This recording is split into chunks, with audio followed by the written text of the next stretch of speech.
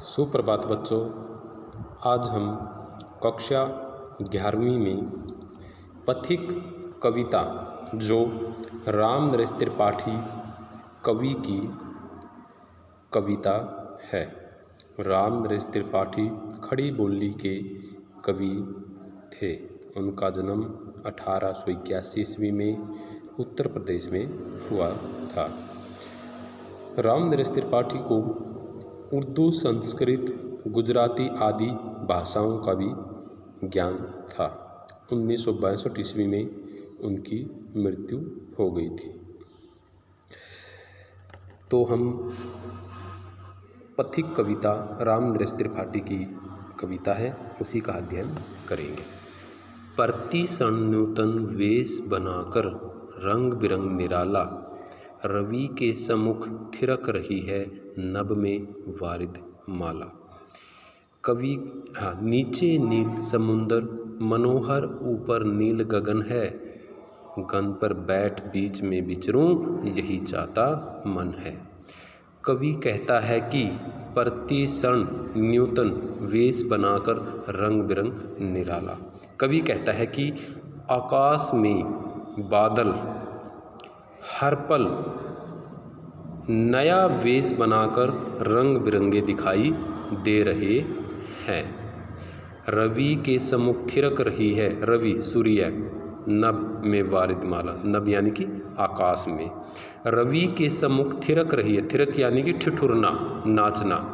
नभ में वारिद माला, नभ यानी कि आकाश में। रवि के सम्मुख थिरक रही है नभ में वारिद माला। कवि फिर कहता है कि आकाश से गिरती हुई वर्षा की बूंदें सूर्य के सामने नाच रही हैं। नीचे नील समुंदर मनोहर, मनोहर यानी मन को मोह लेने वाला। नीचे नील समुंदर मनोहर, ऊपर नील गगन है। कवि फिर कहता है कि नीचे नीला और सुंदर सागर है और ऊपर नीला आकाश है। घन पर बैठ बीच में विचरूं यही चाहता मन है। कवि घर पर बैठे हुए सोच रहा है कि वह इन बादलों में विचरण करे, विचरण यानी कि इनकी यात्रा करे और आनंद प्राप्त करे। रत्नाकर गर्जन करता है, मल्य नील बहता है, हरदम यह हौसला हृदय में प्रिय भरा रहता है।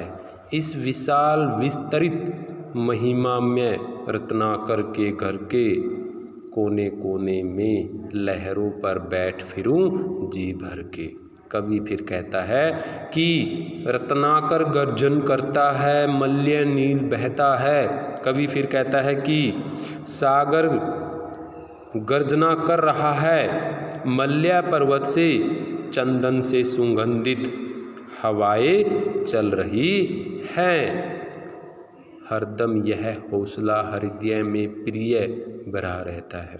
फिर कवि कहता है कि हे प्रिय, मेरे हृदय में हमेशा यह उत्साह, यह जोश भरा रहता है कि मैं इस विशाल और व्यापक यानी कि बहुत बड़े और महिमाशाली सागर के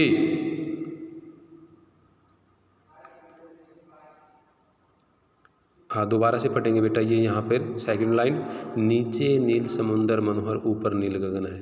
कवि ये तो हमने पढ़ लिया, यहाँ तक पढ़ लिया है। फिर है ये रत्नाकर गर्जन करता है, मल्य नील बहता है। कवि कहता है कि आकाश में बादल हैं, वो गर्जना कर रहे हैं, यानी कि जो सागर है, ठीक है, बादलों का जो सागर है वो गर्जना कर रहा है और मल्य पर्वत से चंदन के समान सुगंधित हवाएं चल रही हैं। यानी कि मल्य पर्वत है, उसकी तरफ से हवा आ रही है और उस हवा में चंदन की सुगंध है।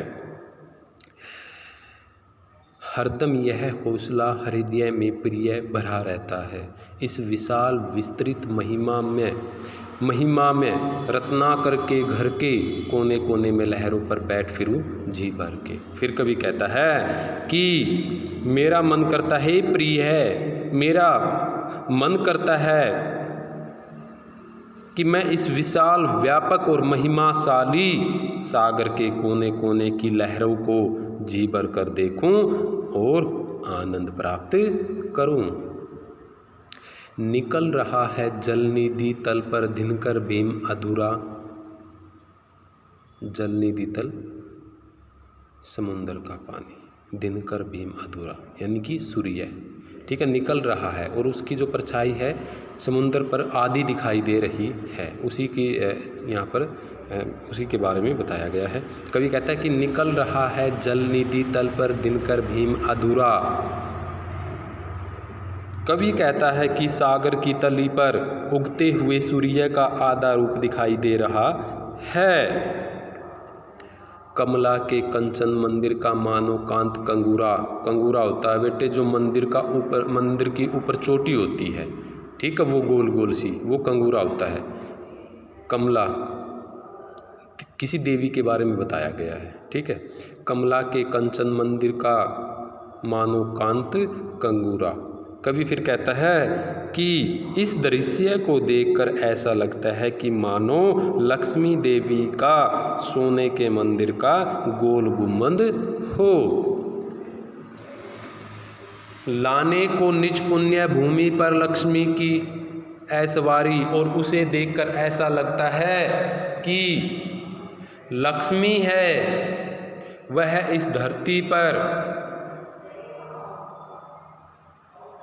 इस भूमि पर अपनी सवारी को लेकर आ गई है। दोबारा पढ़ेंगे।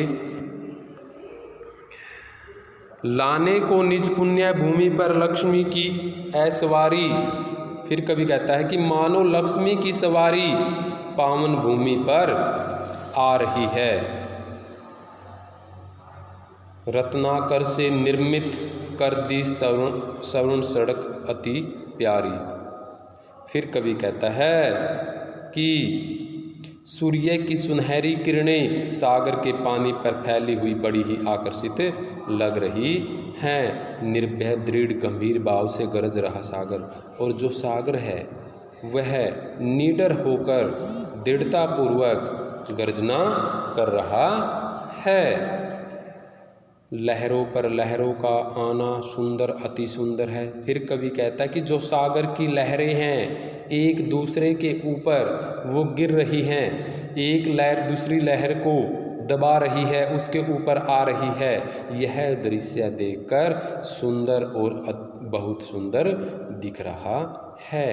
कहो यहाँ से बढ़कर सुख क्या पा सकता है प्राणी। फिर कवि कहता है कि हे मानव, हे मनुष्य, इस दृश्य को देखकर इससे बड़ा सुख तुम कहीं नहीं पा सकते। अनुभव करे हृदय से, अनुभव करो हृदय से, हे अनुराग भरी कल्याणी। फिर कवि कहता है कि तुम समय अपनी हृदय में अनुभव करो, महसूस करो और बताओ कि प्रकृति का यह सुंदर दृश्य सुखदायी है या नहीं। ठीक है, तो हमारे 2 काव्यांश और बचते हैं। तो जब हमारी क्लास रहेगी तब उनका अध्ययन करेंगे। आज के लिए इतना ही। धन्यवाद।